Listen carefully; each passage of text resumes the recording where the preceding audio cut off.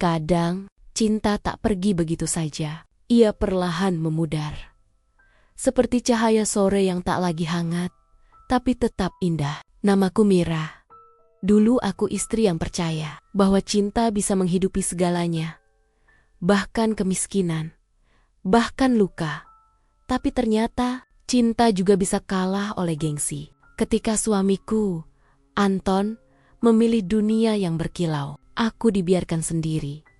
Bersama air mata dan rumah kecil yang dulu penuh tawa, malam-malam panjang kujalani dalam sepi. Belajar menyalakan kekuatan dari reruntuhan hatiku sendiri. Aku pernah menjadi perempuan yang ditinggalkan. Tapi kisahku bukan tentang siapa yang pergi, melainkan tentang bagaimana aku berdiri lagi. Jadi kalau hari ini kamu sedang terluka, dikhianati, ditinggalkan, atau diremehkan, dengarkan ceritaku. Mungkin di antara luka-luka yang kutulis, ada bagian kecil dari hatimu juga di sana. Nada sedikit naik. Penuh keyakinan inilah kisah nyata. Saat suami memilih gengsi, namaku Mira. Dan inilah kisah seorang perempuan yang dulu percaya bahwa cinta cukup untuk membuat dua orang bertahan di tengah badai kehidupan. Rumah kami kecil, berdinding papan, atapnya bocor di musim hujan. Tapi di dalamnya ada tawa, ada hangat yang sederhana. Di dapur yang sempit itu, aku sering menyeduh kopi untuk suamiku, Anton, setiap pagi sebelum ia berangkat kerja. Kopinya pahit, Mir, katanya sambil tersenyum. Aku balas pelan, pahitnya biar bikin kamu semangat, Ton. Dan ia tertawa, seperti matahari yang menembus jendela bambu kami. Aku tak pernah meminta banyak, asal kami sehat, bisa makan 3 kali sehari, dan masih bisa tertawa bersama. Bagiku, itu sudah cukup. Aku menjahit pakaian orang kampung. Sementara Anton bekerja di bengkel. Kami hidup pas-pasan, tapi hatiku penuh karena kupikir selama ada cinta, segala yang kurang bisa dilengkapi dengan doa. Malam hari, kami sering duduk di beranda, menatap bintang-bintang yang bersembunyi di balik awan. Anton menggenggam tanganku dan berkata, "Suatu hari, aku pengen kita punya rumah yang lebih besar, Mir. Dindingnya tembok, lantainya keramik, kamu gak perlu kerja lagi. Cukup di rumah aja." Aku tersenyum, membayangkan impian itu. Aku gak butuh rumah besar, Ton. Asal kamu gak berubah. Tapi siapa yang bisa menebak takdir? Cinta yang dulu hangat, perlahan bisa mendingin tanpa sebab. Aku masih ingat hari ketika Anton mulai sering pulang larut. Katanya lembur, katanya kerja tambahan. Aku percaya, karena bagiku, percaya adalah bentuk cinta paling tulus. Namun diam-diam, aku mulai merasakan jarak. Ada sesuatu di matanya yang tak sama. Tatapannya tak lagi lembut, senyumnya jarang muncul. Bahkan kopi buatanku tak lagi ia sentuh. Suatu malam, aku menunggunya hingga pukul 12. Hujan deras turun, dan hanya suara detak jam yang menemani. Saat pintu akhirnya terbuka, ia tampak lelah, tapi bukan karena bekerja melainkan karena berbohong. "Kamu belum tidur?" tanyanya datar. "Aku cuma pengen makan bareng kamu," jawabku pelan. Ia hanya menatap piring di meja, lalu berkata, "Aku udah makan di luar." Aku menunduk. Nasi di piringku dingin, seperti hatinya. Namun malam itu aku tetap tersenyum. Aku masih berusaha percaya bahwa setiap rumah tangga pasti diuji, bahwa mungkin aku hanya perlu lebih sabar. Karena begitulah aku dibesarkan belajar menelan luka sambil tetap tersenyum di pojok dapur. Aku menatap foto pernikahan kami yang tergantung di dinding. Aku di sana, tersenyum dengan kebaya sederhana. Anton berdiri di sampingku dengan mata berbinar. Aku ingin kembali ke masa itu, masa ketika gengsi belum merusak cinta. Ketika dunia kami hanya tentang dua hati yang berjanji saling menjaga. Malam makin larut. Aku duduk di kursi tua, menatap pintu kamar yang tertutup. "Ton," bisikku pelan, "kalau suatu hari kamu lelah dengan dunia luar, Pulanglah. Rumah ini mungkin kecil, tapi hatiku luas untuk menunggu. Air mataku jatuh di antara jemariku yang dingin. Dan di luar sana, hujan terus turun, seolah langit pun ikut menangis bersamaku. Pagi itu, matahari terasa asing. Sinarnya menembus jendela, tapi hangatnya tak sampai ke dada. Anton bergegas tanpa menatapku. Bajunya wangi, sepatu mengilap, dan parfum yang ia pakai bukan aroma yang biasa. Ton, sarapan dulu. Ya, aku udah masak sayur asem. Kesukaan kamu. Ia hanya melirik singkat. Nggak sempat. Aku udah telat. Pintu tertutup sebelum aku sempat berkata apapun. Aku berdiri lama di dapur, memandangi dua piring yang tak tersentuh. Dalam diam, aku merasa seperti udara selalu ada, tapi tak dianggap. Siang harinya aku menjahit di rumah tetangga. Jarum di tanganku menari, tapi pikiranku berlari ke arah yang lain. Aku bertanya-tanya, kemana sebenarnya Anton pergi setiap malam? Namun hatiku menolak berprasangka. Aku masih ingin percaya bahwa suamiku adalah lelaki yang sama yang dulu menatapku dengan mata penuh cinta di pelaminan sederhana. Sore hari, ketika langit mulai jingga, aku menatap jalan di depan rumah. Biasanya, di jam itu Anton sudah pulang. Tapi kini, hanya bayangan panjang yang menemaniku. Ton, kamu di mana? Gumamku pada udara. Malam tiba. Aku menyiapkan makan malam seperti biasa. Nasi hangat, tempe goreng, sambal kesukaannya. Tapi piringnya tetap kosong hingga jarum jam menunjuk angka 11. Ketika pintu terbuka, aku melihatnya. Wajahnya lelah, tapi matanya bukan lagi milikku. Kamu lembur lagi? Tanyaku pelan. Ia menarik napas panjang. Melepas jaket, kerjaan makin berat, Mir. Aku capek, aku ngerti. Aku cuma khawatir kamu kecapekan. Anton menatapku sekilas, kemudian memalingkan wajah.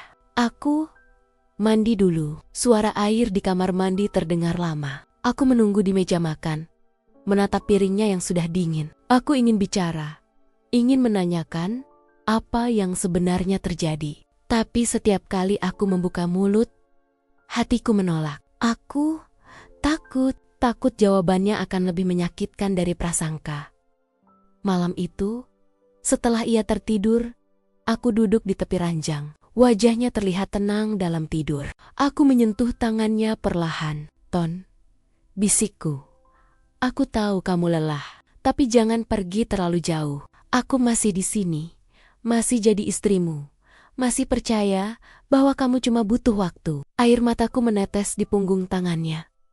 Tapi ia tak bergerak. Mungkin memang begitu cinta. Berjalan kadang kita mencintai seseorang yang sudah tak kembali, tapi hati tetap menunggu dengan setia.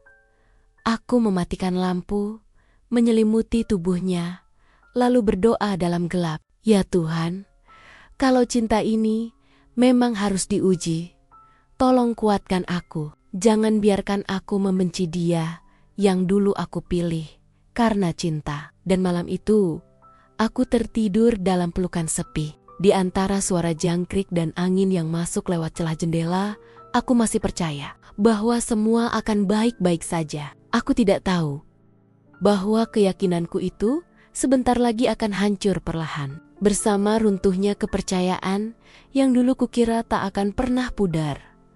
Pagi itu, aku berdiri di depan cermin, mengenakan kebaya lama berwarna biru muda. Kainnya sudah pudar, tapi masih rapi. Aku ingin terlihat cantik, meski hanya untuk menyambut suamiku yang akan berangkat kerja. Namun saat Anton keluar dari kamar, ia hanya menatapku sekilas. Kenapa, Ton? Ton, kok diam? Tanyaku pelan. Ia mendengus kecil. Bajumu itu-itu aja, Mir. Aku malu kalau kamu ikut aku ke kantor dengan penampilan kayak gitu. Aku tertegun. Kata-kata itu seperti pisau yang menoreh halus ke dada. Padahal dulu, ia sendiri yang bilang, aku suka kamu apa adanya. Apa kini, apa adanya berubah jadi tidak pantas? Aku mencoba tersenyum, walau tenggorokanku kering. Aku cuma pakai yang kupunya, Ton. Nanti kalau ada rezeki lebih, aku beli baju baru, ya? Anton hanya menjawab pendek. Ya udah, jangan bikin malu aku. Ia berangkat tanpa menoleh, meninggalkanku berdiri di ruang tamu yang sunyi. Aku menatap lantai, menatap kain yang kupakai, lalu menatap langit-langit yang retak. Tiba-tiba semua tampak salah. Bajuku, rumahku, bahkan diriku sendiri. Hari itu aku menjahit tanpa semangat. Benang terasa seperti beban, jarum seperti duri yang menusuk perasaan. Aku bertanya pada diri sendiri, sejak kapan cinta berubah jadi perlombaan gengsi? Malamnya, aku sengaja menyiapkan makan malam lebih rapi. Piring-piringku bersihkan, mejaku sapu, bahkan ku beli bunga plastik di warung untuk hiasan sederhana. Ketika Anton pulang, aku tersenyum menyambutnya. Ton, ayo makan. Aku masak sayur lodeh sama ayam goreng. Ia duduk, tapi matanya tak pernah benar-benar menatapku. Kamu denger nggak? Tadi di kantor pada ngomongin istri-istri, mereka yang ikut arisan di mall, punya tas bagus, baju bagus. Aku malu, Mir, kalau kamu dibandingin. Aku menggigit bibir. Aku nggak bisa seperti mereka, Ton. Tapi aku selalu berusaha buat kamu bangga. Anton menatapku datar. Kadang rasa bangga itu butuh tampilan juga, bukan cuma hati. Aku menunduk. Suapan pertama tak terasa apa-apa, hanya asin dari air mataku sendiri. Anton bangkit sebelum aku selesai makan. Aku keluar dulu, ada urusan. Urusan apa, Ton? Jangan tanya-tanya, Mir. Aku capek. Pintu menutup, meninggalkan aku sendirian di meja makan dengan piring yang belum habis. Aku ingin marah, tapi tak bisa. Aku hanya bisa menangis dalam diam. Di dinding, foto pernikahan kami masih tergantung aku. Dan dia tersenyum, berjanji setia di depan Tuhan. Tapi yang tersisa kini hanya wajah yang sama, tanpa arti yang sama. Aku berjalan keluar rumah, duduk di tangga kecil di bawah lampu jalan. Angin malam menyentuh kulitku, membawa aroma tanah basah dan kenangan yang menyesakkan. Aku memandang ke langit, berbisik lirih. Tuhan, kalau aku memang tak cukup untuk dia, tolong kuatkan aku agar tetap bisa mencintai tanpa menyakiti diriku sendiri. Air mataku menetes perlahan. Luka ini tak terlihat, tapi terasa di setiap tarikan napas. Aku tahu, sesuatu sedang berubah di antara kami perlahan tapi pasti. Dan aku hanya bisa menatap perubahan itu, seperti menatap langit senja yang perlahan kehilangan warnanya. Sebuah cerita tentang kehilangan, kebangkitan, dan takdir yang berpihak pada hati yang tulus. Hari-hari terasa semakin sunyi. Anton bukan lagi pria yang kukenal dulu. Ia kini lebih sering menatap layar ponsel daripada wajahku. Setiap kali aku berbicara, suaraku seperti melayang tanpa arah, tak pernah sampai ke telinganya. Pagi itu, aku duduk di ruang tamu sambil menambal baju kerjanya yang robek di bagian bahu. Aku tersenyum kecil, teringat masa-masa ketika ia dulu begitu bangga memakai hasil jahitanku. Tapi saat ia keluar dari kamar dan melihatku, ekspresinya berbeda. Kamu nggak bosan, Mir? Tiap hari nambal, apa nggak pengen punya sesuatu yang baru? Ya pengen, Ton. Tapi kalau bisa diperbaiki, kenapa harus dibuang? Jawabku pelan. Anton mendengus, meraih jasnya yang tergantung. Orang zaman sekarang tuh, lihat penampilan dulu, Mir. Aku kerja ketemu orang kantor, klien, masa istriku tampil kayak ibu-ibu kampung? Aku terdiam. Aku memang ibu kampung, Ton. Tapi aku setiamu. Apa itu nggak cukup? Ia menghela napas panjang. Cinta nggak bisa ngasih aku rasa percaya diri di depan orang. Dunia nggak peduli seberapa tulus kamu. Yang mereka lihat cuma apa yang kamu pakai. Kata-katanya menembus dada seperti hujan batu. Aku menunduk, menatap jemariku yang kaku. Kalau kamu malu sama aku, kenapa dulu kamu nikahin aku? Anton tak menjawab. Ia hanya diam, lalu keluar begitu saja tanpa pamit. Pintu itu tertutup dengan suara berat, suara yang sama yang selalu membuat dadaku nyeri. Aku duduk lama di kursi itu, menatap jahitanku yang tak jadi kulanjutkan. Air mataku jatuh satu persatu ke atas kain. Hari itu aku sadar, gengsi bisa jadi penyakit yang dayam-dayum memakan cinta dari dalam. Anton bukan lagi suamiku yang sederhana. Ia mulai mengejar sesuatu yang tak bisa kulihat: pengakuan, status, kebanggaan semu. Sore harinya, tetangga datang dan bercerita bahwa Anton kini sering terlihat di kafe mahal bersama temun men kantornya. Aku hanya tersenyum menutupi luka. Mungkin biar dia belajar dunia luar, kataku pura-pura tenang. Padahal di dalam dada, aku takut. Takut kehilangan bukan karena orang lain, tapi karena harga diri yang membuatnya menjauh. Malamnya aku duduk di teras, memandangi langit yang gelap tanpa bintang. Ton, bisikku, kalau dunia membuatmu lupa siapa dirimu, aku cuma bisa berdoa, semoga kamu masih ingat siapa yang dulu selalu mendoakanmu dalam diam. Angin malam berhembus lembut, tapi dinginnya menembus tulang. Aku menggenggam foto kami di hari pernikahan. Aku masih bisa mengingat tatapannya waktu itu, hangat, bangga, tulus. Tapi kini, setiap kali aku menatap matanya, yang kulihat hanya bayangan seseorang yang ingin jadi orang lain. Gengsi, satu kata itu yang kini menggantikan cinta kami. Anton mulai mempermalukanku dengan halus.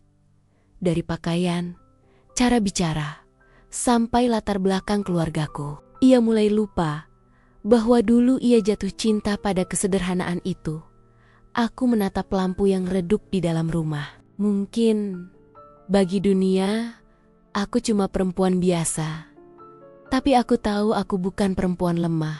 Aku bisa kehilangan segalanya, tapi tidak harga diriku. Karena suatu hari nanti, saat gengsinya runtuh, hanya ketulusan yang akan tetap berdiri.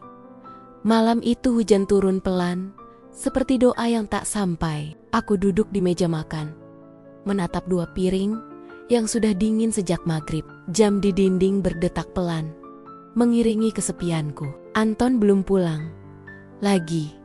Biasanya, kalau ia pulang terlambat, aku tak terlalu khawatir. Tapi malam ini ada perasaan aneh yang menggantung di dada. Sebuah firasat, seperti angin yang membawa kabar buruk dari jauh. Hampir pukul 11 malam, suara pintu akhirnya berderit. Anton masuk tergesa, mengenakan kemeja yang belum pernah kulihat sebelumnya. Dan saat ia lewat di dekatku, aku mencium aroma itu, parfum lembut, manis, dan mewah. Aroma yang tak pernah ada di rumah kami. Aku menatapnya lama. "Kamu baru pulang?" tanyaku pelan. Ia membuka sepatunya tanpa menatapku. "Iya, tadi ada rapat mendadak." Aku mengangguk, tapi suaraku bergetar. "Rapat di kantor atau di tempat lain?" Anton menoleh cepat. "Maksudmu apa?" "Aku kerja, Mir. Jangan mulai curiga yang aneh-aneh." Aku menelan ludah, menahan diri untuk tidak menangis. "Aku cuma tanya, Ton, karena kamu pulang larut dan bajumu bau parfum perempuan." Anton terdiam sejenak, lalu tertawa pendek, tawa dingin tanpa rasa. "Kamu kebanyakan nonton sinetron, Mir. Dunia kerja itu beda. Mungkin ketempelan parfum orang kantor. Selesaikan?" Aku ingin percaya. Tuhan tahu, aku ingin sekali percaya. Tapi matanya tak lagi bisa berbohong. Ia masuk kamar tanpa menunggu jawabanku. Aku duduk sendirian di meja makan, menatap bayangan di piring stainless yang memantulkan wajahku pucat, lelah, dan asing. Air mata jatuh, membasahi ujung jariku.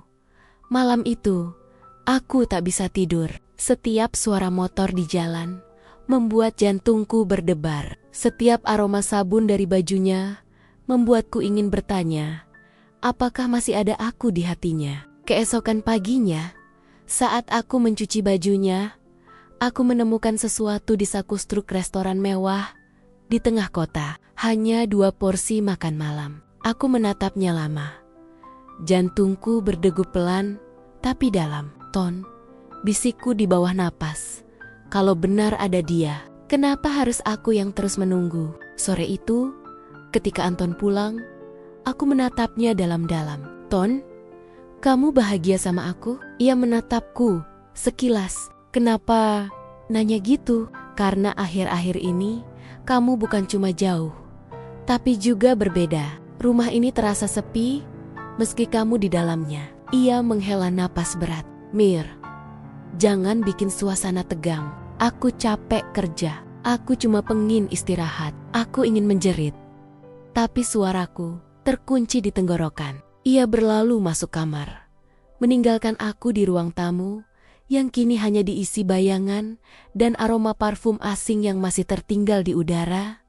Aku menatap keluar jendela, menatap hujan yang mulai reda. Air menetes dari genting, jatuh ke tanah pelen-pelen, seperti air mataku yang tak habis-habis. Dan di tengah keheningan malam, aku berbisik dalam hati. Kalau memang cintanya bukan untukku lagi, semoga aku cukup kuat untuk belajar melepaskan tanpa membenci. Hari itu langit mendung. Tapi bukan hujan yang membuat dadaku berat, melainkan kabar yang kudengar dari tetangga. Mbak Mira, aku lihat Mas Anton tadi siang di kafe kota. Di kafe kota, sama perempuan cantik. Bukan pegawai kantormu kan? Kalimat itu menggema di kepalaku, seperti gema di ruang kosong. Aku tersenyum hambar, mencoba menepis prasangka, tapi jantungku berdebar tak karuan. Malamnya, aku memberanikan diri untuk menatap Anton yang sedang sibuk menatap layar ponselnya. Jemarinya menari cepat, wajahnya tersenyum samar. Ton, siapa yang kamu chat? Tanyaku, lembut. Ia mendongak sebentar. Teman kantor, urusan kerja. Aku mencoba tersenyum, tapi ada getar di hatiku yang tak bisa kutenangkan. Beberapa hari kemudian, semuanya terungkap tanpa sengaja. Aku datang ke kantornya, membawa bekal makan siang. Niatku sederhana, ingin membuatnya senang seperti dulu. Tapi ketika aku tiba di parkiran, mataku membeku. Anton keluar dari lobi bersama seorang wanita bergaun merah anggun. Langkahnya gemulai, bibirnya merah merekah. Wanita itu menepuk lengan Anton sambil tertawa kecil. Dan Anton tersenyum. Senyum yang dulu hanya untukku. Aku berdiri terpaku di balik pilar. Bekal di tanganku gemetar. Namanya ku dengar samar dari bibir rekan kantornya yang lewat. Itu Bu Melani, klien baru. Katanya Anton sekarang sering bareng dia. Melani, nama yang kemudian menjadi duri di dadaku. Malamnya, aku menatap Anton yang baru pulang dengan aroma parfum mahal yang sama seperti malam-malam sebelumnya. Ton, suaraku pelan tapi tegas. Siapa Melani? Ia terdiam, seolah pikirannya mencari alasan yang bisa diterima. Klien, bisnis, cuma urusan kerja, Mir. Aku menatap matanya, mencari sisa kejujuran yang dulu membuatku jatuh cinta padanya. Tapi yang kulihat hanya bayangan lelah dan gengsi yang menutupi hatinya. Kalau kerja, kenapa kamu tak pernah ajak aku mengenalnya? Tanyaku lagi. Anton berdiri, menatapku dengan nada kesal. Mira, kamu tuh gak ngerti dunia kerja. Melani itu orang penting. Aku harus jaga hubungan baik.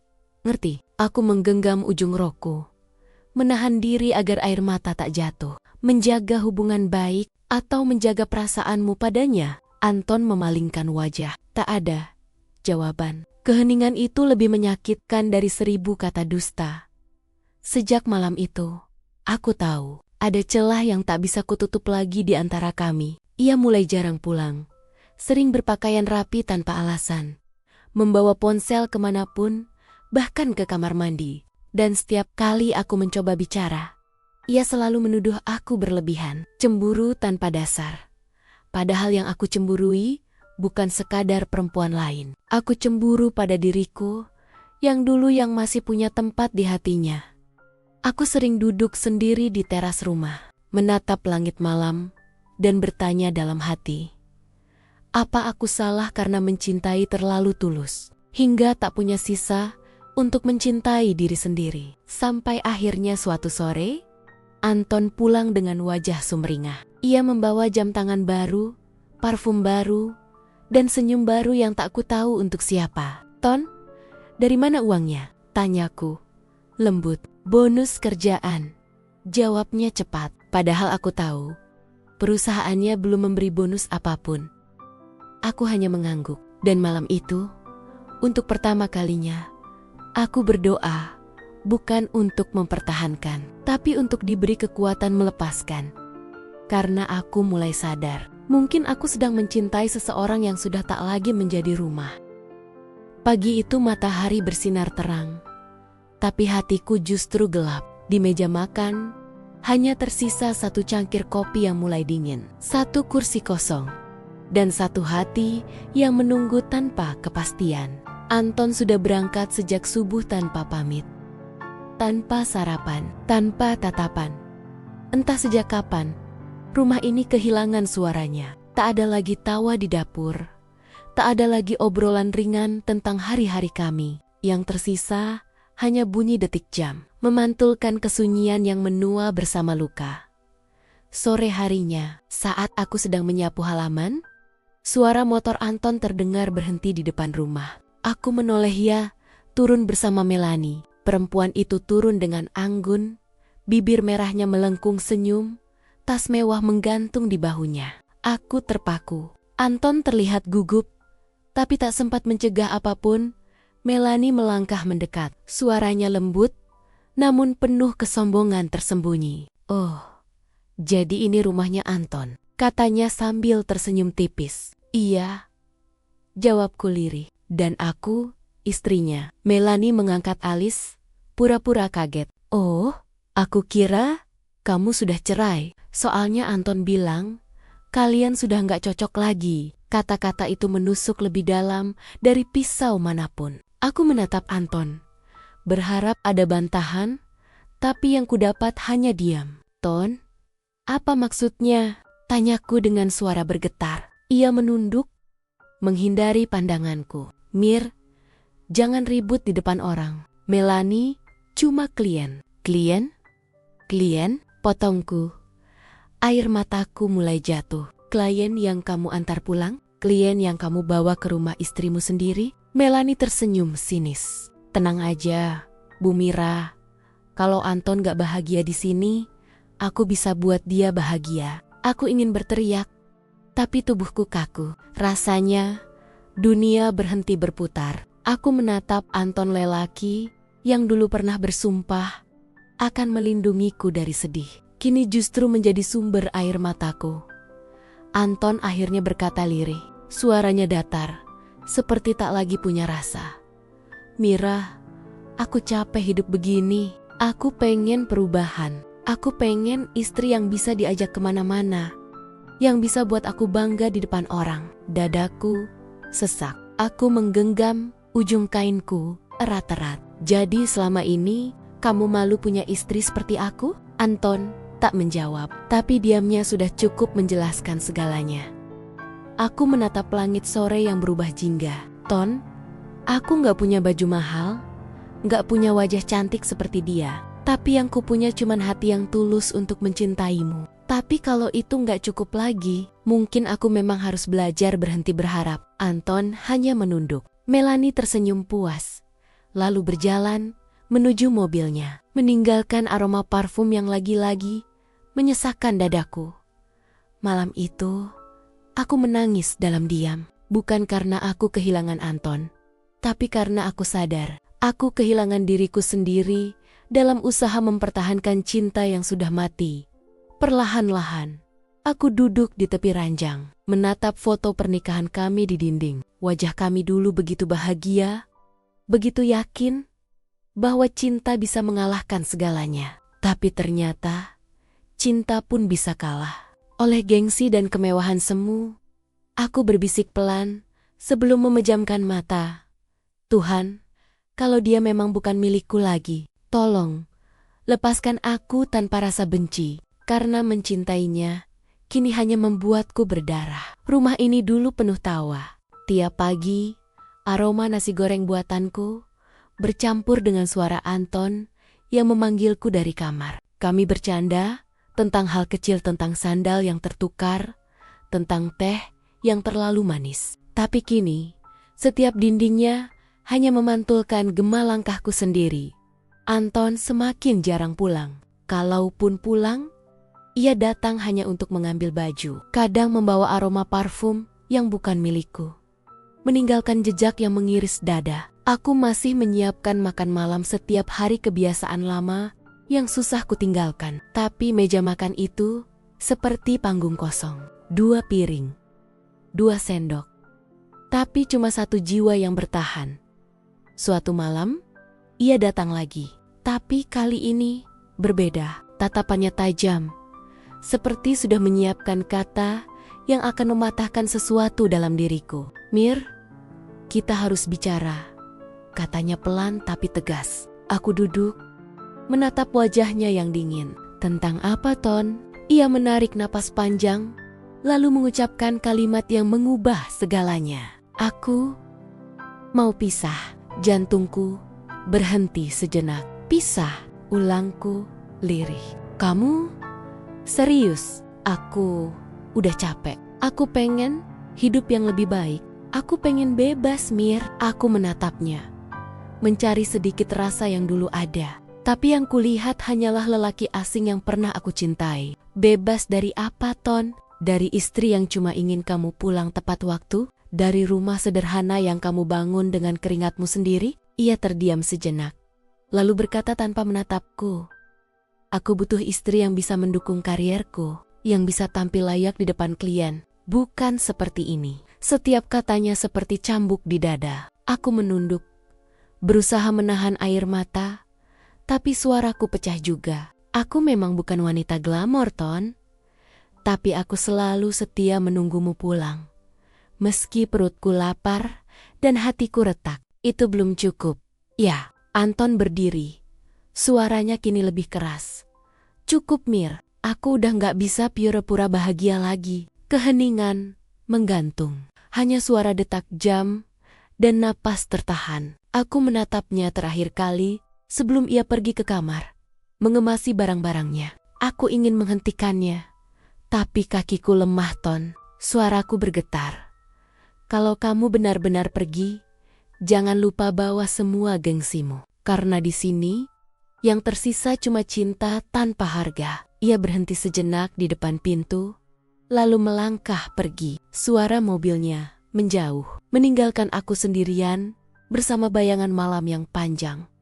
Kuhampiri meja makan yang kini dingin. Di atasnya masih ada piring kosong dan lauk yang tak tersentuh. Aku duduk, menangis tanpa suara. Tanganku gemetar saat menyentuh cangkir kopi yang masih hangat, kopi yang tak sempat diminumnya. Malam itu aku sadar, rumah ini tak lagi rumah, hanya bangunan tanpa jiwa. Tempat kenangan berdebu, tempat cinta dikubur diam-diam oleh waktu dan gengsi. Aku berdoa dalam hati, "Tuhan, kalau memang rumah ini tak lagi pantas ditinggali cinta, tolong ajarkan aku cara pergi tanpa kehilangan diriku sendiri." Dan di tengah isak yang tertahan, aku berjanji aku akan bangkit, meski harus berjalan sendirian.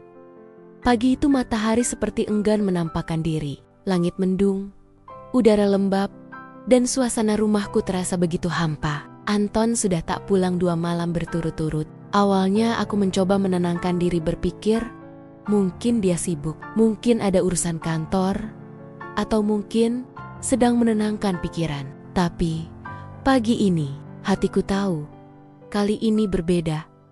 Di atas meja ada selembar amplop putih.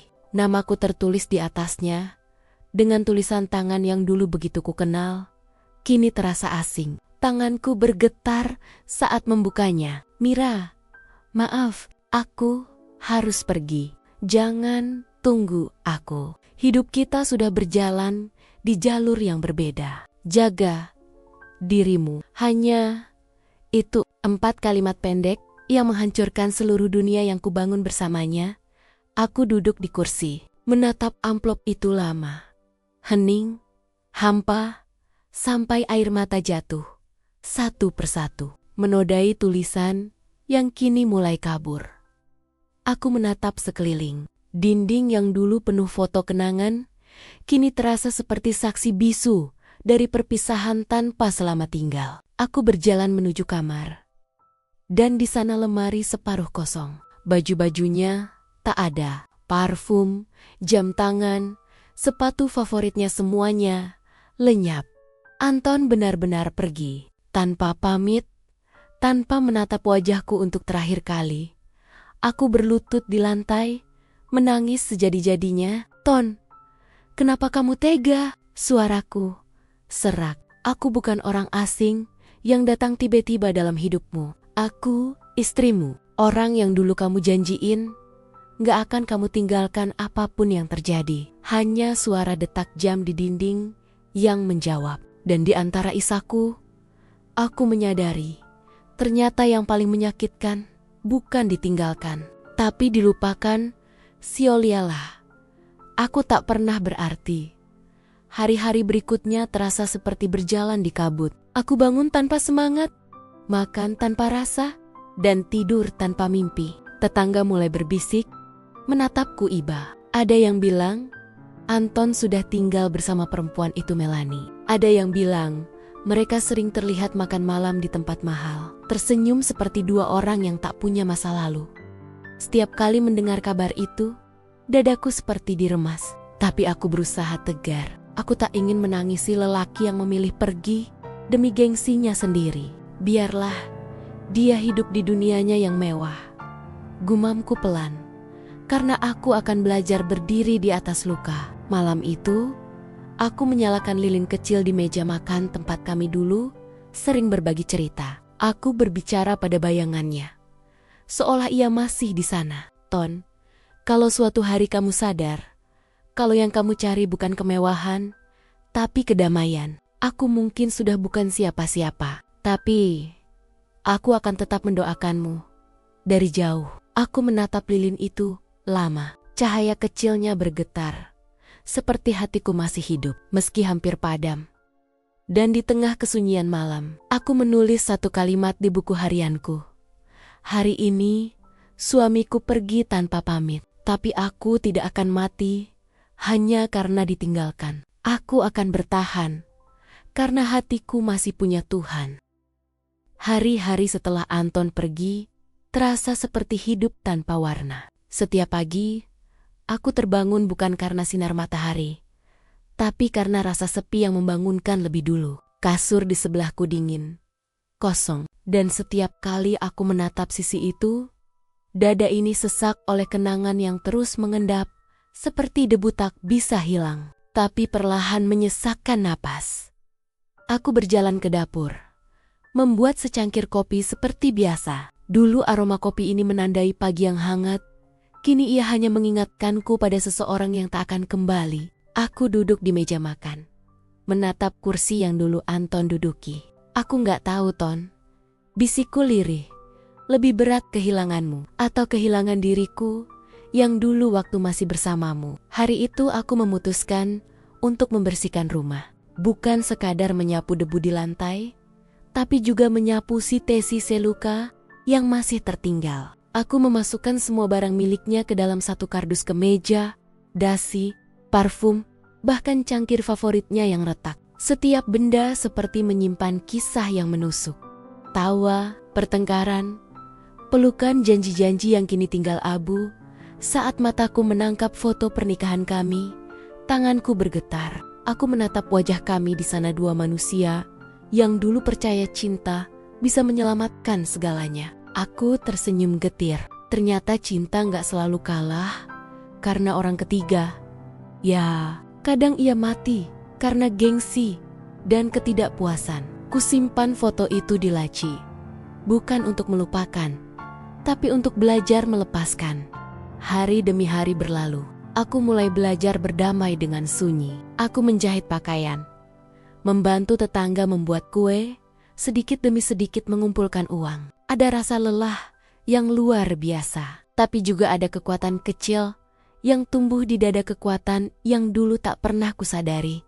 Suatu malam, saat aku sedang menjahit di ruang tamu, anak tetangga kecil datang membawa sepiring nasi goreng. "Bunda Mira, Mama nyuruh ini buat makan malam," katanya polos. Aku tersenyum, mengelus kepalanya. "Terima kasih sayang, sampaikan ke mamamu. Aku doakan rezekinya lancar." Begitu anak itu pergi, aku menatap piring itu lama. Ternyata masih ada orang yang peduli, masih ada kebaikan di dunia, meski cintaku sudah pergi. Aku menatap keluar jendela, bulan menggantung di langit. Pucat, tapi indah. Malam terasa hening, tapi tidak lagi menakutkan. Aku menatap langit dan berbisik pelan, "Tuhan, terima kasih sudah menyisakan aku dari kehancuran. Aku masih hidup, aku masih perempuan yang tersisa. Tapi aku bukan yang kalah." Air mataku jatuh lagi. Tapi kali ini bukan karena kehilangan melainkan karena rasa lega. Aku mulai bisa memaafkan. Bukan untuk Anton, tapi untuk diriku sendiri yang sudah terlalu lama disakiti oleh harapan. Dan malam itu aku menulis di buku harianku, aku bukan lagi istri yang ditinggalkan, tapi perempuan yang sedang belajar menemukan dirinya kembali. Aku menutup buku itu dengan senyum kecil, lalu menatap bayanganku di jendela. Di sana, aku melihat sosok yang dulu lemah kini berdiri dengan mata yang masih basah, tapi penuh cahaya. Malam turun perlahan, menelusup di sela-sela jendela rumah yang kini tak lagi terasa hangat. Aku duduk di kursi ruang tamu, menatap foto keluarga yang tergantung di dinding. Dulu, foto itu adalah kebanggaan. Kini, hanya jadi saksi dari retakan yang kian dalam di hatiku. Dari dapur, terdengar suara sendok beradu dengan piring. Aku tahu itu Raka. Biasanya, dulu ia selalu memanggilku dengan lembut, "Sayang, makan bareng yuk." Tapi kini, hanya ada bunyi denting logam tanpa sapaan. Aku menarik napas panjang. "Raka," panggilku lirih. Ia berhenti sejenak, lalu menoleh tanpa ekspresi. "Kenapa, Mir? Kenapa, Mir?" Suaranya datar, seolah aku hanya orang asing yang numpang tinggal di rumahnya. Aku berusaha tersenyum, meski bibirku gemetar. "Kita bisa bicara sedikit saja." Ia menatapku, matanya kosong. "Tentang apa lagi?" "Semua sudah jelas kan?" Kalimat itu menamparku lebih keras dari apapun. "Kau berubah, Raka. Aku nggak tahu lagi siapa kamu sekarang." Ia tersenyum tipis, tapi senyum itu dingin. "Mungkin aku memang bukan orang yang kamu kenal dulu." Sunyi menelan kami. Hanya terdengar suara angin malam menyentuh dinding kayu. Aku memandangi wajahnya, mencari jejak lelaki yang dulu memelukku saat hujan, yang dulu menangis bersamaku ketika kehilangan bayi pertama kami. Tapi yang kulihat sekarang hanya sisa bayangan. "Kalau kamu capek sama aku, bilang saja," ucapku dengan suara bergetar. Raka meletakkan sendoknya dengan kasar. "Aku nggak capek, Mir. Aku cuma butuh ruang, dan mungkin kamu juga butuh ruang." Kata itu terasa seperti jurang yang terbuka di antara kami. Aku ingin berteriak, ingin menanyakan, kenapa ia tak lagi pulang tepat waktu? Kenapa parfum wanita lain menempel di bajunya? Kenapa pesan-pesan di ponselnya kini disembunyikan? Tapi lidahku keluh, air mata sudah lebih dulu berkhianat, menetes tanpa bisa kutahan. "Aku cuma mau rumah ini kembali seperti dulu," kataku, pelan, hampir tak terdengar. Raka berdiri, merapikan kerah kemejanya, lalu berjalan ke arah pintu. Kadang, sesuatu yang rusak gak bisa kembali seperti dulu. "Mir," ucapnya sebelum meninggalkan aku sendiri di ruang tamu. Pintu tertutup pelan, tapi suaranya bergema lama di dalam dada. Aku jatuh berlutut. Lampu temaram membuat bayanganku tampak menggigil di lantai. Dalam hati, aku berbisik, "Tuhan, apa ini caranya kau menguji cinta yang dulu kutitipkan pada lelaki itu?" Angin malam masuk dari celah pintu, membawa aroma hujan yang baru turun. Aku memejamkan mata, merasakan dingin yang merayap di kulitku. Dingin yang serupa dengan hati, yang kini mulai kehilangan arah dalam keheningan itu. Hanya satu hal yang aku tahu dengan pasti, rumah ini, yang dulu jadi tempat berlindungku, kini perlahan berubah menjadi tempat aku belajar bertahan dalam kesepian. Layar sinematik memudar dengan musik sendu dan narasi lembut khas channel Mau Cerita Kadang. Yang paling menyakitkan bukanlah kehilangan seseorang, tapi menyadari bahwa ia masih di sini. Hanya saja hatinya sudah pergi. Pagi itu, sinar matahari masuk lewat celah tirai, tapi tak mampu menghangatkan hatiku. Rumah masih sunyi, hanya suara jam dinding berdetak lambat, seolah ikut menyaksikan retak demi retak yang tak bisa lagi kusembunyikan. Aku berjalan ke ruang tamu, menatap kursi kosong, tempat Raka biasa duduk membaca koran. Kopinya masih utuh di meja, uapnya sudah hilang. Ia belum pulang semalaman.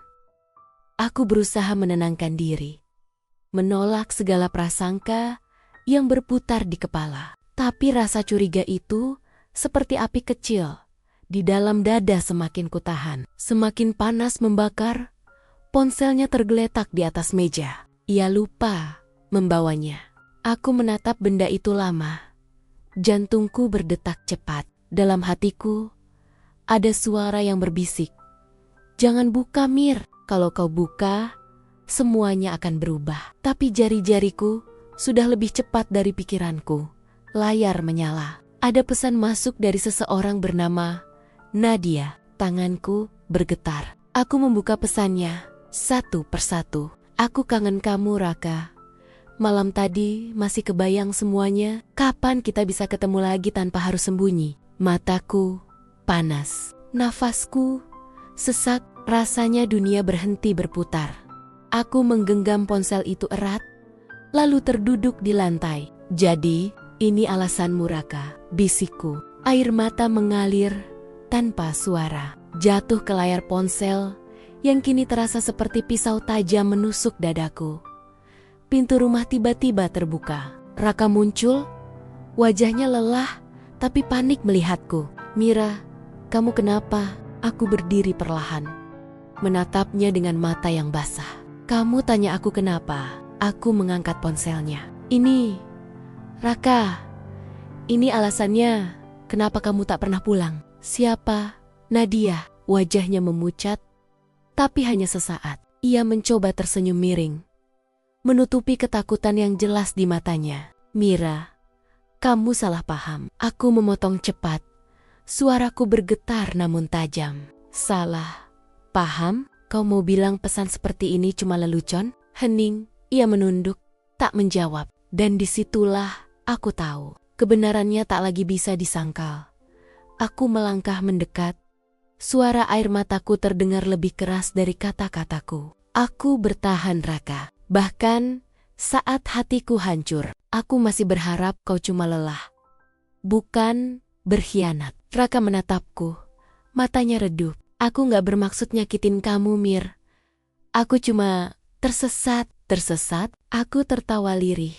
Getir, kau tahu apa yang lebih menyakitkan dari pengkhianatan, Raka? Saat orang yang kita cintai sadar dia salah, tapi tak juga ingin kembali. Sunyi menelan semuanya. Aku mundur beberapa langkah, menatap wajahnya untuk terakhir kalinya, seperti dulu wajah yang dulu membuatku percaya cinta bisa menyembuhkan segalanya. Kini aku sadar, cinta juga bisa jadi racun yang mematikan perlahan. Raka menunduk. Suaranya hampir tak terdengar. Aku minta maaf. Aku menatapnya dengan mata yang kosong. Maafmu gak akan menghapus semua malam yang kuhabiskan sendirian. Raka, maafmu gak akan menghapus luka yang kau tinggalkan. Aku melangkah ke kamar, mengunci diri. Dari balik pintu, ku dengar langkahnya menjauh. Dan malam itu, aku duduk di lantai, memeluk diriku sendiri. Tidak ada lagi air mata tersisa, hanya sunyi dan kenyataan pahit bahwa cinta kami sudah mati. Bahkan, sebelum aku sempat mengucap selamat tinggal, visual sinematik, Mira duduk di lantai kamar dengan ponsel di tangan. Cahaya sore masuk lewat jendela, membingkai wajahnya yang pasrah. Musik piano lembut mengiringi narasi penutup. Kadang, kebenaran bukan datang untuk memberi kelegaan, tapi untuk menghancurkan ilusi yang selama ini kita sebut cinta. Malam itu, aku duduk di tepi ranjang yang kini terasa terlalu luas. Udara dingin menyelinap lewat celah jendela, menggigilkan kulit dan hati. Ponsel Raka sudah kupulangkan padanya sore tadi tanpa kata, tanpa air mata. Cukup, sudah. Tak ada lagi penjelasan yang perlu kudengar dari seorang yang telah memecahkan kepercayaan dengan tangan sendiri. Aku menatap langit-langit, mendengar suara detak jam yang perlahan menyatu dengan detak jantungku. Ada keheningan yang aneh, bukan damai, tapi juga bukan bising. Seperti tubuhku sudah terlalu lelah untuk menangis, dan hatiku terlalu hancur untuk berontak. Pagi berikutnya, aku berdiri di depan cermin. Wajahku pucat, mata sembab, bibir kering. Tapi di balik kelelahan itu, aku lihat sesuatu percikan kecil yang belum padam. Mungkin ini bukan akhir, pikirku. Mungkin ini awal. Meski perihnya seperti belajar berjalan setelah kaki patah, hari-hari berlalu tanpa Raka. Awalnya aneh, seperti kehilangan udara di ruang kosong. Setiap sudut rumah mengingatkanku padanya cangkir favoritnya, baju yang masih tergantung di lemari, bahkan bau sabun yang biasa ia pakai masih tertinggal di kamar mandi. Tapi perlahan, semua itu mulai pudar. Suatu pagi, aku menjemur pakaian sambil ditemani matahari yang lembut. Buati, tetangga sebelah rumah, lewat sambil tersenyum kecil. "Mir, kamu sendirian terus sekarang?" tanyanya pelan. Aku mengangguk. "Iya, Bu. Raka sudah enggak di sini lagi." Ia menatapku prihatin. Tapi aku justru tersenyum. "Enggak apa-apa, Bu. Kadang yang pergi itu bukan kehilangan, tapi pembebasan." Hari itu untuk pertama kalinya, aku merasa sedikit ringan. Aku mulai belajar mengisi waktu, menjahit, membuat kue, bahkan menjual hasil masakanku ke warung dekat pasar. Tak besar, tapi cukup untukku bertahan. Namun ada malam-malam di mana bayang-bayang masa lalu datang tanpa diundang. Aku masih suka menatap pintu, berharap seseorang masuk sambil berkata, "Maaf, aku pulang." Tapi pintu itu tetap diam. Dan aku belajar bahwa menunggu orang yang sudah memilih pergi adalah bentuk lain dari menyiksa diri. Suatu sore, aku duduk di teras sambil menyeruput teh hangat. Langit berwarna oranye keemasan, burung-burung melintas di atas genting. Aku menulis di buku kecilku, sesuatu yang tak pernah ku berani tulis sebelumnya. Aku berhak bahagia, meski tanpa dia. Air mataku menetes lagi. Tapi kali ini bukan karena sedih, lebih seperti air hujan pertama setelah kemarau panjang membersihkan debu yang menempel di hati. Malamnya, aku berdiri di depan cermin lagi. Aku menatap diriku dengan luka dan segala ketidaksempurnaannya. "Terima kasih, Mira," bisikku pada pantulan di kaca, "karena kau tetap berdiri meski dunia memaksamu untuk jatuh." Lalu aku tersenyum. Untuk pertama kalinya, senyum itu bukan pura-pura. Visual sinematik. Kamera menyorot Mira di depan cermin. Wajahnya diterpa cahaya lembut lampu kamar. Perlahan, senyum muncul di wajahnya. Musik melankolis berubah jadi nada hangat penuh harapan. Kadang, Tuhan mengambil sesuatu bukan untuk menghukum, tapi untuk menunjukkan bahwa kita pantas mendapat yang lebih baik. Aku masih ingat, pagi itu matahari belum sepenuhnya naik, tapi aku sudah duduk di depan rumah dengan secangkir teh hangat di tangan. Udara lembab sisa hujan malam tadi membuat daun-daun pisang berkilau. Di kejauhan, suara ayam berkokok bersahutan dengan langkah-langkah orang menuju pasar. Hari baru, hidup baru. Aku menarik napas panjang, menatap langit, dan berkata lirih, "Aku harus mulai sekarang." Sudah seminggu sejak Raka benar-benar pergi. Awalnya aku takut-takut kelaparan, takut sendirian. Takut tak sanggup menanggung hidup tanpa sandaran. Tapi ketakutan yang terus-menerus hanya akan mengurungku. Aku sadar, satu-satunya cara untuk bertahan adalah berdiri di atas kakiku sendiri. Aku mulai membuat QQ sederhana, klepong, ongji, dan hizolis. Resepnya ku dapat dari buku usang peninggalan almarhum ibuku. Aku menguleni adonan dengan tangan gemetar, sementara air mataku menetes dayam-dayam ke dalam tepung. Tapi entah kenapa, setiap kali aku mencium aroma pandan dan gula merah yang meleleh, hatiku terasa sedikit tenang. Pagi itu aku memberanikan diri berjalan ke pasar. Aku membawa keranjang berisi kue dalam wadah plastik bening. "Bu, mau titip jual?" tanyaku pada penjual nasi uduk langgananku. Bu Wati menatapku penuh iba, tapi juga kagum. "Boleh, Mir. Aku bantu jualin ya." Aku tersenyum. "Terima kasih, Bu. Saya cuma ingin mulai dari yang kecil." Hari-hari berikutnya, aku sibuk dari subuh hingga senja. Tanganku kapalan, punggungku pegal. Tapi setiap lembar uang hasil keringatku terasa begitu berharga. Untuk pertama kalinya, aku tak lagi bergantung pada siapapun. Aku menatap kue yang terjual habis, dan senyumku mengembang pelan. "Terima kasih, Tuhan. Ternyata aku masih bisa berarti." Namun, perjuangan itu tak selalu mudah. Suatu sore, ketika hujan turun deras, aku duduk di teras sambil menatap loyang kosong. Tak ada pembeli hari itu. Rasa lelah membuatku hampir menyerah. Aku menutup wajah dengan kedua tangan dan berbisik, "Apa aku bisa terus begini? Ya Allah." Tiba-tiba, suara lembut menyapaku. "Bu Mira." Aku menoleh. Seorang gadis muda berdiri dengan payung merah di tangan. Wajahnya tersenyum. "Saya pelanggan nasi uduk Bu Wati. Kuenya enak banget, Bu. Saya boleh pesan untuk acara kantor minggu depan?" Aku terdiam, menatap gadis itu dengan mata berkaca. Boleh, Nak." Jawabku terbata. Dan di tengah hujan yang turun, aku menangis bukan karena sedih, tapi karena rasa syukur yang tiba-tiba memenuhi dada. Malamnya aku duduk di dapur, menatap tungku yang menyala. Api itu kecil, tapi cukup untuk menghangatkan ruangan. Aku tersenyum, menyadari sesuatu, bahwa selama ini aku tak benar-benar sendirian. Aku punya keberanian, punya doa, dan punya harapan yang tak pernah benar-benar padam. Visual sinematik. Kamera menyorot Mira di dapur. Wajahnya diterangi cahaya api dari tungku. Di luar, hujan turun deras. Tapi di dalam rumah, ada cahaya hangat dan senyum yang mulai kembali hidup. Kadang, kita harus kehilangan segalanya untuk menemukan diri kita sendiri.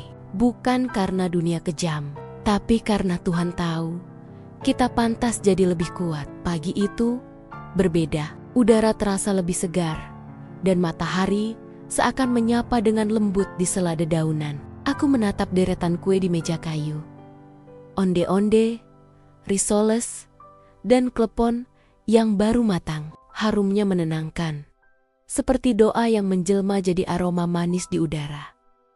Aku menatap hasil tanganku dengan senyum kecil. Terima kasih Tuan, aku masih bisa berbuat sesuatu. Sejak pesanan dari gadis muda bernama Dina itu datang, kehidupanku perlahan berubah. Ia memesan ratusan kue untuk acara kantornya. Aku menghabiskan 2 malam tanpa tidur, menggoreng, membungkus, dan menata satu persatu dengan rapi. Pagi sebelum pengantaran, aku menatap hasil kerjaku dengan mata basah. Dulu, dapur ini saksi tangisku karena ditinggalkan. Kini, ia jadi saksi bahwa aku bisa bangkit sendiri. Ketika mobil Dina datang menjemput pesanan, ia menatapku kagum. Wah, Bu Mira hebat banget. Nggak nyangka, semua ini ibu kerjakan sendiri. Aku tersenyum, mengusap keringat di dahi. Kalau bukan diri sendiri yang berjuang, siapa lagi nak? Dina tertawa kecil. Ibu harus punya merek sendiri loh. Saya yakin banyak yang suka. Kata-kata itu sederhana, tapi menancap di hatiku. Merek sendiri. Malamnya, aku duduk di meja kecil sambil memegang ballpoint dan secari kertas. Kupikirkan nama untuk mimpiku yang baru lahir ini. Setelah lama menatap kosong, aku menulis dengan tangan bergetar. Manis Mira, kue buatan tangan dengan cinta. Aku tersenyum. Untuk pertama kalinya, nama itu membuatku merasa hidup kembali. Keesokan harinya, aku mencetak label sederhana di warnet dekat rumah. Kertasnya murah, tintanya pudar, tapi bagiku itu adalah tanda kebangkitan. Hari demi hari, pesanan semakin banyak. Orang-orang mulai mengenal kue buatanku. Buati sering tertawa melihatku. Tergesa-gesa membawa wadah besar ke pasar. Mir, jangan lupa makan. Kalau kamu tumbang, siapa yang mau buat kue seenak ini? Aku hanya tertawa. Lelahku hari ini, Bu, adalah harga untuk bahagia besok. Namun di balik semua kesibukan itu, kadang aku berhenti sejenak dan menatap langit. Ada rindu yang masih mengintip di hati. Rindu pada masa lalu yang kini hanya bayangan. Tapi kali ini, aku tak lagi ingin kembali. Karena aku sadar, bukan kenangan yang harus kupertahankan, melainkan diriku sendiri.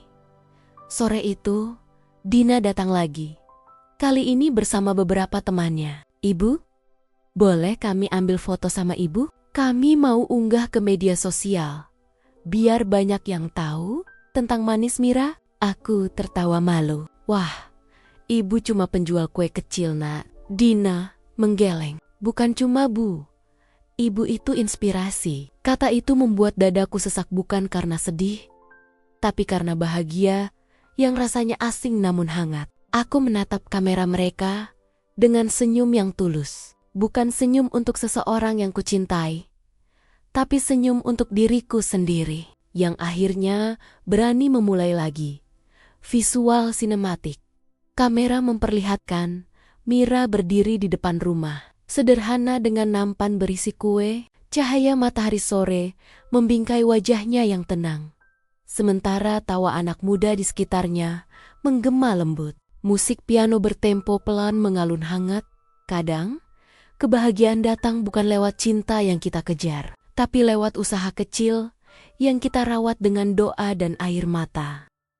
Sore itu, langit tampak teduh, tapi hatiku berdebar tak menentu. Di depan rumahku, 2 mobil berhenti hampir bersamaan. Dari dalamnya, keluar beberapa orang dengan pakaian rapi. Seorang wanita muda tersenyum ramah sambil membawa kamera dan mikrofon. Apakah ini benar rumah Bu Mira? Pemilik Manis Mira? Tanyanya, sopan. Aku tertegun sejenak, menatap papan kecil di depan rumahku yang tertulis nama usaha itu dengan cat tangan seadanya. Iya, Nak, saya sendiri. Ada apa? Ya, wanita itu memperlihatkan kartu pers. Kami dari stasiun televisi lokal. Kami ingin meliput kisah inspiratif Ibu, tentang perjuangan Ibu yang memulai dari nol. Aku membeku di tempat. Bibirku bergetar. Meliput? Saya? Tanyaku, tak percaya. Ia tersenyum. Iya, Bu. Kisah Ibu banyak dibagikan orang di media sosial. Banyak yang terinspirasi dari perjuangan Ibu setelah ditinggalkan suami, tapi masih bisa bangkit dan sukses. Aku hanya bisa diam. Mataku panas. Ingatanku berkelebat. Malam-malam menangis sendirian. Tangan yang kapalan, perih. Luka batin yang perlahan sembuh oleh kerja keras dan doa. Kini, Tuhan menjawab semuanya dengan cara yang begitu indah. Mereka mulai merekam. Aku bercerita dengan suara bergetar, tapi jujur, tentang kesederhanaan, tentang kehilangan, tentang bagaimana aku memilih berdiri saat dunia menjatuhkan. Aku tak pernah menyangka, kisah yang dulu kusembunyikan dengan air mata, kini justru didengar banyak orang dengan kekaguman. Sore berganti senja. Kru pamit dengan senyum bahagia. Sebelum mereka pergi, wanita itu berkata lembut, Bu Mira, tayangan ini akan kami siarkan minggu depan di acara kisah nyata perempuan hebat. Aku mengangguk pelan, menatap mereka pergi sambil memegang dadaku yang berdegup cepat. Malamnya, aku duduk di teras, ditemani secangkir teh hangat. Langit bertabur bintang. Angin malam berhembus pelan. seolah membawa pesan, kau telah melewati badai. Kini nikmatilah terangmu. Beberapa hari kemudian, tayangan itu benar-benar mengudara. Aku tak tahu harus berkata apa saat orang-orang mulai berdatangan ke rumah, ingin mencoba kue buatanku. Pesanan melonjak. Telepon tak berhenti berdering. Aku kewalahan, tapi bahagia. Namun di tengah kebahagiaan itu, takdir mulai memainkan babak baru yang tak pernah kuduga. Sore itu, seorang pria datang ke toko kecilku. Aku tak mengenalnya dari jauh, tapi langkahnya membuat jantungku bergetar aneh. Saat ia mendekat, aku terpaku. Wajah itu yang dulu begitu kukenal, kini tampak lelah, kusam, dan menua. Raka, bisikku, lirih. Ia berdiri di ambang pintu, menatapku dengan mata yang redup dan penuh penyesalan. Mira, suaranya parau, bergetar, seolah menahan air mata. Aku lihat kamu di TV. Aku nggak tahu harus mulai dari mana. Tanganku gemetar. Semua kenangan yang kukubur dalam-dalam tiba-tiba kembali menyeruak. Aku ingin marah, tapi suara itu, tatapan itu, terlalu familiar untuk kubenci sepenuhnya. Aku menarik napas panjang. Kau datang bukan untuk membeli kue kan? Raka menunduk. Aku nggak pantas datang, tapi aku cuma ingin bilang, aku bangga. Aku hancur, Mira. Usahaku gagal. Melani meninggalkanku. Dan saat aku jatuh, yang kuingat cuma kamu. Aku memejamkan mata. Di dadaku, luka lama kembali berdenyut. Namun, di balik perih itu, ada sesuatu yang berbeda. Aku tak lagi hancur karenanya. Kuraih napas panjang dan berkata pelan, Raka, dulu kau memilih pergi demi gengsi. Kini lihatlah aku berdiri, tanpa gengsi, tanpa kau, tapi penuh harga diri. Ia menatapku dengan mata berkaca. Mira, aku menyesal. Aku tersenyum lembut, tapi tegas. Penyesalanmu tak mengubah masa lalu, Ra. Tapi aku bersyukur, karena kalau bukan karena kepergianmu, aku takkan tahu betapa kuatnya aku. Visual sinematik, kamera menyorot wajah Mira yang tenang, dengan cahaya sore keemasan di belakangnya. Raka berdiri di depan toko kecil yang ramai. Musik lembut mengiringi pertemuan dua hati yang dulu saling mencintai. Kini hanya saling mengerti dalam diam. Kadang, Tuhan mempertemukan lagi, bukan untuk kembali, tapi untuk menguji apakah luka itu sudah benar-benar sembuh. Pagi itu, matahari baru saja muncul di balik atap rumah, tapi dadaku terasa berat. Setelah pertemuan kemarin dengan Raka, malamku tak lagi tenang. Bayangan wajahnya masih melekat di pikiranku. Bukan karena cinta, tapi karena luka yang dulu belum sempat benar-benar kututup. Aku duduk di ruang tamu, menatap foto lamaku bersama Raka. Senyum di foto itu terasa asing sekarang. Aku bukan lagi wanita yang sama seperti dulu. Aku sudah belajar berdiri tanpa sandaran siapapun. Tapi entah kenapa, pertemuan itu membuatku gamang. Tiba-tiba ponselku berdering. Sebuah pesan dari nomor tak dikenal masuk. Mira, bolehkah aku menemuimu sebentar saja? Aku cuma ingin bicara dengan tenang. Raka, aku menatap pesan itu lama. Dalam hati, suara kecil berbisik. Kau sudah sembuh, Mira. Tapi kadang luka datang bukan untuk dibuka kembali, melainkan untuk memastikan bahwa kau benar-benar pulih. Sore harinya, aku akhirnya mengizinkannya datang. Kami bertemu di taman kecil di dekat toko. Tempat dulu kami sering duduk bersama saat masih muda. Angin berhembus lembut, tapi suasana di antara kami terasa berat. Raka menatapku lama. Wajahnya tampak lebih tua. Sorot matanya lemah, tapi jujur. Mira, katanya pelan.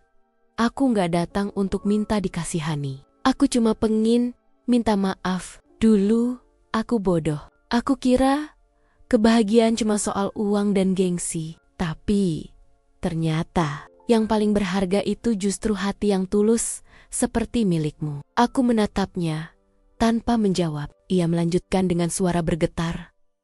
Aku kehilangan segalanya. Usaha bangkrut, Melanie pergi dengan laki-laki lain. Aku bahkan gak punya rumah lagi. Tapi saat aku lihat kamu di TV, aku sadar. Aku yang membuang berlian demi kaca. Mataku terasa panas. Ada rasa iba, tapi bukan cinta. Raka, suaraku pelan tapi tegas. Aku sudah lama memaafkanmu. Tapi memaafkan bukan berarti aku ingin kembali. Aku bahagia sekarang. Bukan karena membencimu, tapi karena aku sudah belajar mencintai diriku sendiri. Ia terdiam, menunduk. Air matanya jatuh perlahan ke tanah. Aku paham, tapi bolehkah aku tetap ada, walau cuma sebagai teman? Aku tersenyum samar. Mungkin suatu hari nanti, kalau waktunya tepat. Kalau hatiku sudah benar-benar netral. Tapi untuk sekarang, aku masih butuh ruang untuk diriku sendiri. Suasana hening. Angin sore berhembus lembut, membawa suara daun-daun bergesekan. Aku menatap langit jingga di atas sana dan tersenyum. Mungkin inilah bentuk takdir yang paling indah. Kita nggak ditakdirkan untuk kembali, tapi untuk saling mengerti. Raka berdiri perlahan. Ia menatapku dengan mata basah. Terima kasih Mira. Kamu tetap sebaik dulu. Aku doakan kamu selalu bahagia. Aku mengangguk dan dengan langkah berat, ia pergi menjauh. Meninggalkan bayangan masa lalu yang akhirnya benar-benar selesai. Ketika langkahnya menghilang di tikungan, aku menatap ke langit. Air mata yang kutahan akhirnya jatuh juga.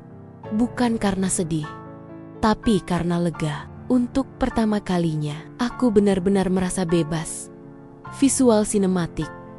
Kamera menyorot wajah Mira dalam cahaya senja. Angin meniup rambutnya perlahan. Di belakangnya, Raka berjalan menjauh di antara cahaya keemasan matahari. Musik piano lembut mengiringi suasana haru yang penuh keikhlasan.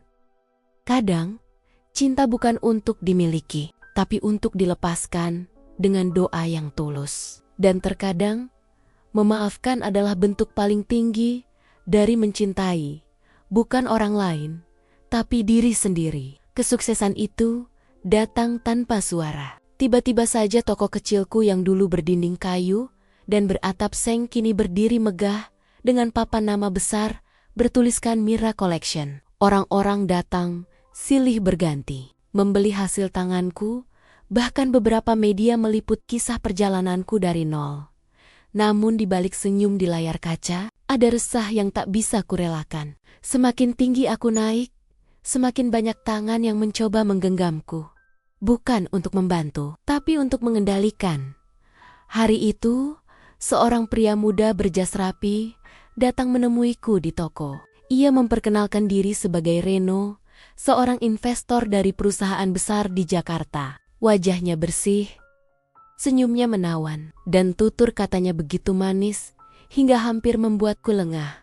Bu Mira, katanya dengan suara halus, usaha ibu luar biasa. Tapi kalau ingin berkembang lebih cepat, saya bisa bantu. Modal besar, jaringan luas, dan promosi nasional. Ibu cuma perlu mengikuti sedikit arahan dari kami. Aku menatapnya. Arahan seperti apa, Pak? Tanyaku pelan. Reno tersenyum. Hanya soal penampilan dan gaya. Ibu harus tampak lebih modern, lebih berkelas. Kalau mau bersaing, jangan terlalu sederhana. Dunia bisnis nggak akan melihat niat, tapi citra. Kata itu menampar hatiku. Sederhana.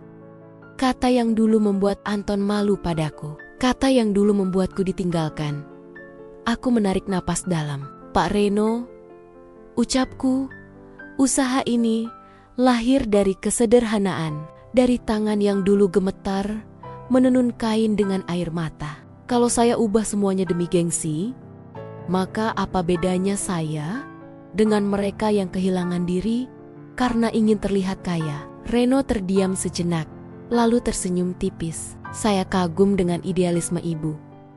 Tapi dunia tidak sesuci hati ibu. Bu Mira, kalau ibu menolak sekarang, jangan menyesal nanti. Aku hanya menjawab lembut. Saya sudah pernah kehilangan segalanya karena memilih gengsi. Sekarang, biarlah saya kehilangan kesempatan asal tidak kehilangan hati. Ia pamit pergi. Aku menatap punggungnya yang menjauh dengan dada bergemuruh. Dunia bisnis ternyata sama dinginnya dengan dunia cinta.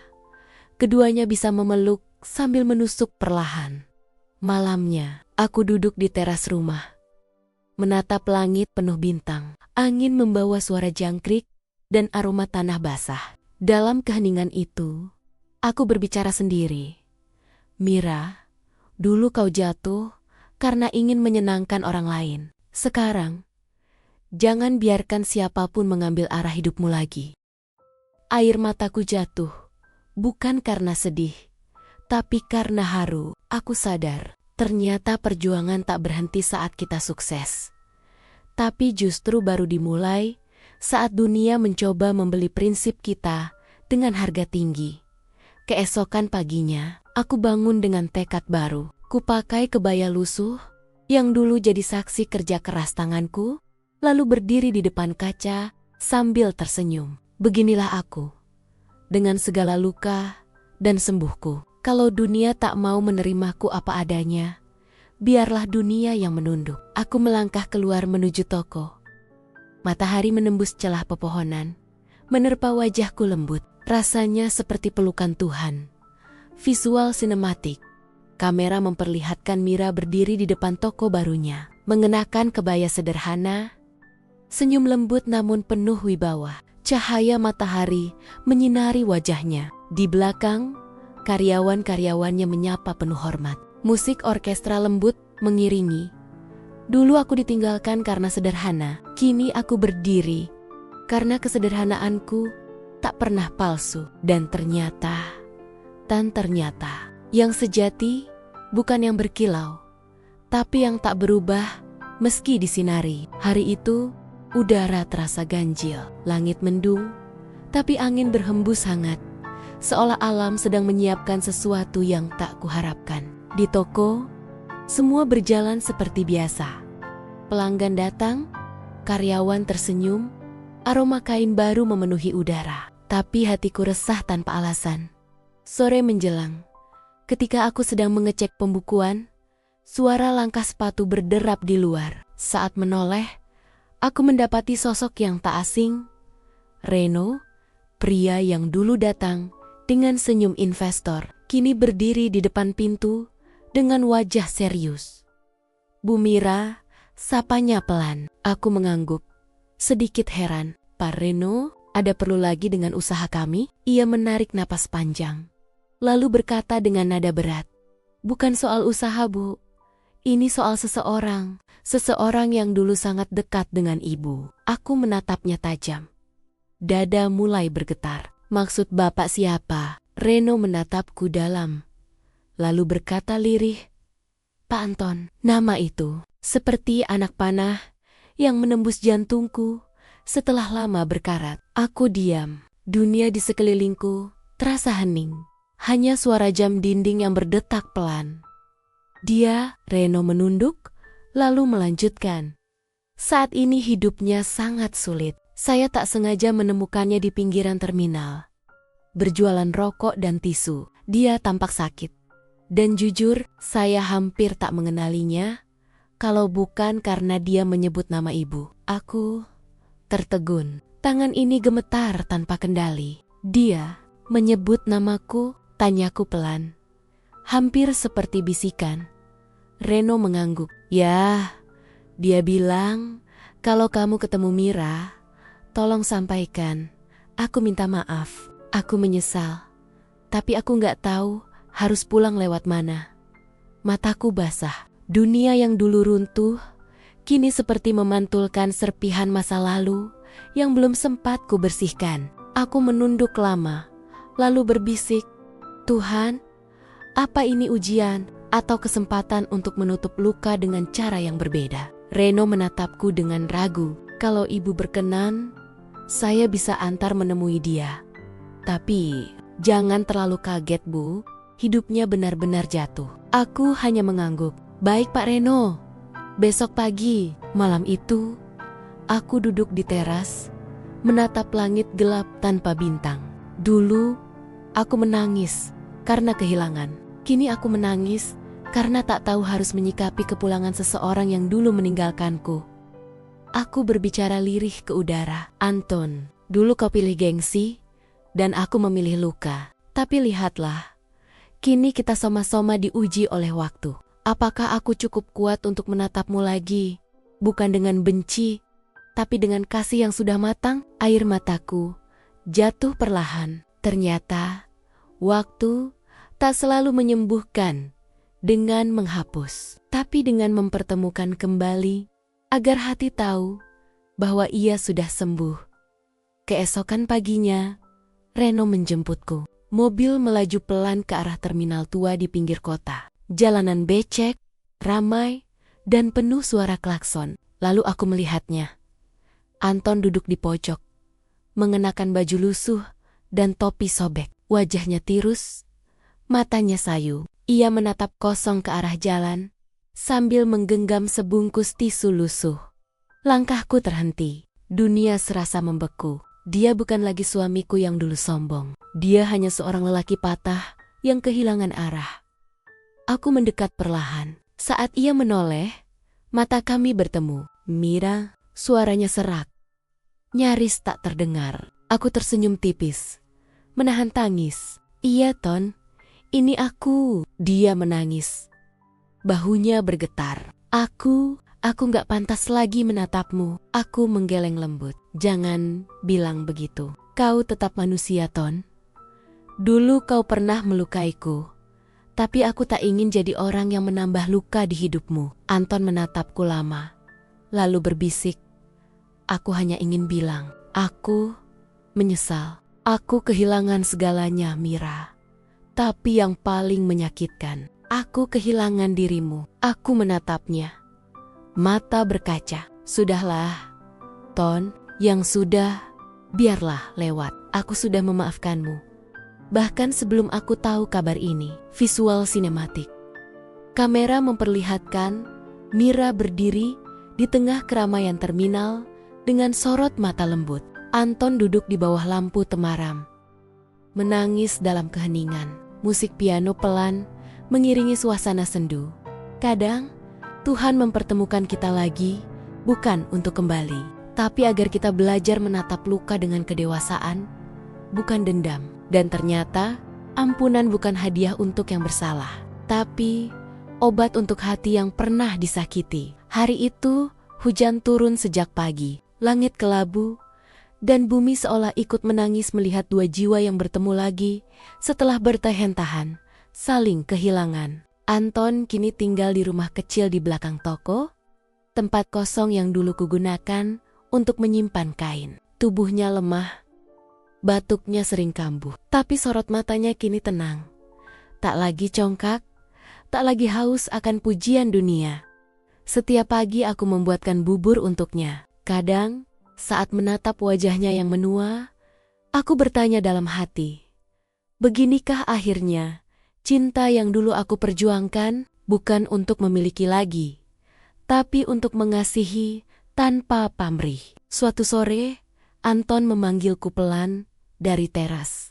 Mira, kenapa kamu masih mau nolong aku? Setelah semua yang aku lakukan, aku tersenyum samar. Karena aku pernah mencintaimu, Ton. Dan cinta yang tulus tak berubah jadi benci, hanya berganti bentuk jadi belas kasih. Ia terdiam lama, lalu menunduk, air mata menetes di tangannya. Kalau waktu bisa kuputar, aku gak akan pernah ninggalin kamu, katanya lirih. Aku menatap langit sore yang jingga, tapi waktu gak bisa diputar, Ton. Yang bisa kita lakukan cuma memperbaiki hati sebelum terlambat. Namun kebahagiaan kecil itu tak bertahan lama. Beberapa hari kemudian, kabar keberadaan Anton tersebar ke media. Foto dirinya bersama aku muncul di artikel daring. Mira, pengusaha sukses, menampung mantan suami yang dulu menelantarkannya. Komentar netizen bermunculan. Ada yang memuji, tapi banyak juga yang mencemooh. Pura-pura baik, cari sensasi, biar dikasihani publik. Kalau benar tulus, kenapa difoto-foto? Aku membaca komentar itu dengan tangan gemetar. Begitu cepat dunia menilai tanpa tahu kisah di balik air mata seseorang. Di malam yang sunyi, aku duduk di depan cermin, menatap pantulan diriku sendiri. Apakah aku salah? Karena memaafkan? Tanyaku pada bayangan yang menatap balik dengan mata lelah. Suara pintu berderit. Anton muncul. Wajahnya pucat. "Mira, aku dengar kabar itu. Orang-orang ngomong yang gak tentang kamu gara-gara aku. Mending aku pergi aja." Aku berdiri cepat, menatapnya tajam. "Jangan bilang begitu, Ton. Aku udah kehilangan kamu sekali. Aku gak akan biarin rasa iba berubah jadi penyesalan kedua kali." Dia menunduk. Bahunya bergetar. "Aku cuma beban buat kamu." Aku mendekat, menepuk pundaknya perlahan. "Kamu bukan beban, Ton. Kamu pengingat bahwa hidup ini bukan tentang siapa yang menang atau kalah, tapi siapa yang mau memaafkan tanpa pamrih." Hening, hanya suara hujan di luar yang berbicara. Lalu Anton berkata pelan, "Kalau semua orang kayak kamu, dunia ini pasti lebih damai." Aku tersenyum pahit. Tapi dunia gak selalu damai, Ton. Dunia sering lupa bahwa maaf juga butuh keberanian. Malam itu aku menulis di buku harianku. Aku tahu, dunia mungkin akan salah paham. Tapi aku tak peduli. Aku memilih kebaikan bukan karena mereka menilai, tapi karena hatiku butuh tenang. Visual sinematik. Kamera menyorot Mira yang berdiri di bawah lampu temaram, menatap jendela hujan. Di belakangnya, Anton duduk lemah di kursi kayu. Petir sesekali menyambar, menerangi wajah mereka yang muram, tapi tulus. Musik piano dan biola lembut mengiringi adegan. Keesokan harinya, aku datang ke toko seperti biasa. Karyawan-karyawan menatapku dengan ragu. Tapi aku tersenyum tenang. Tak apa, biar waktu yang bicara. Aku tidak perlu membuktikan kebaikan kepada mereka yang hanya tahu menilai dari layar. Kadang, memaafkan memang membuat kita tampak bodoh di mata dunia. Tapi lebih bodoh lagi, kalau kita hidup hanya untuk membalas dendam. Pagi itu matahari tak seindah biasanya. Langit pucat, dan udara sejuk terasa getir di kulit. Aku baru saja membuka jendela ketika suara batuk terdengar dari kamar belakang. Batuk panjang, berat, dan menusuk hati. Aku berlari ke sana. Anton terbaring lemah di ranjang. Wajahnya pucat, napasnya tersengal. "Ton, kamu kenapa? Kamu kenapa?" Tanyaku panik sambil menatap wajahnya yang basah oleh keringat. Ia tersenyum samar. "Cuma masuk angin, Mir. Badan tua kayak gini memang gampang roboh." Tapi aku tahu itu bukan sekadar masuk angin.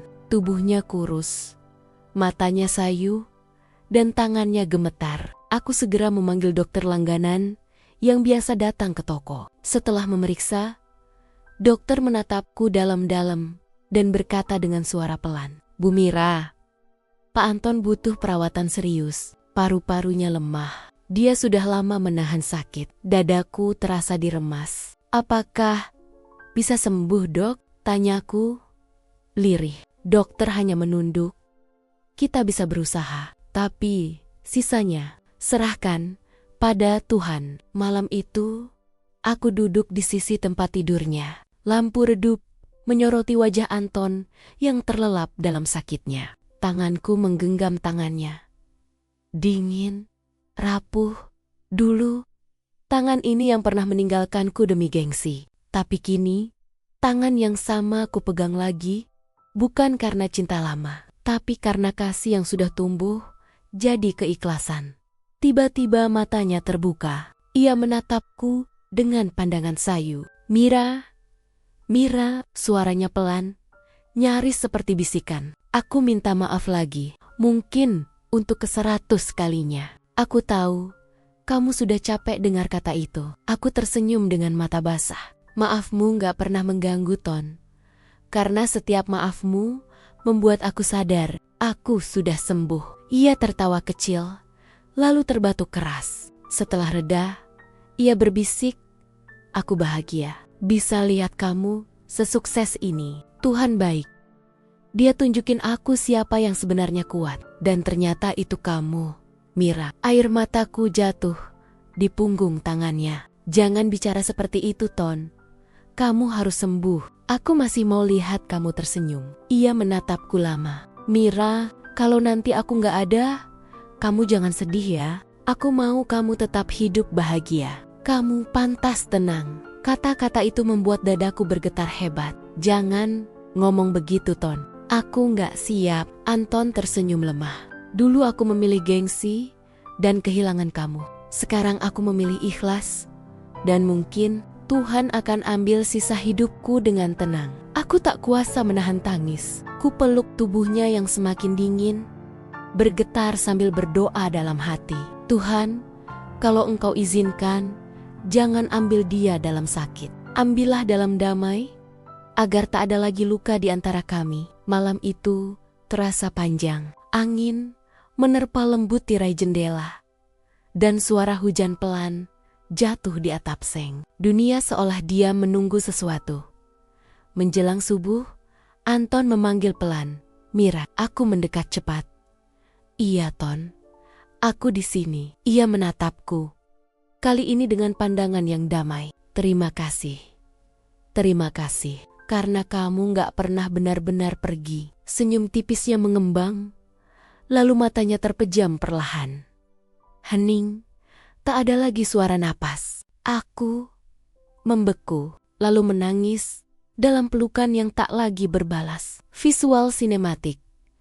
Kamera menyorot wajah Mira yang memeluk tubuh Anton di ranjang sederhana. Cahaya subuh masuk lewat jendela, menerpa wajahnya yang basah air mata. Musik piano pelan berpadu dengan suara azan subuh di kejauhan.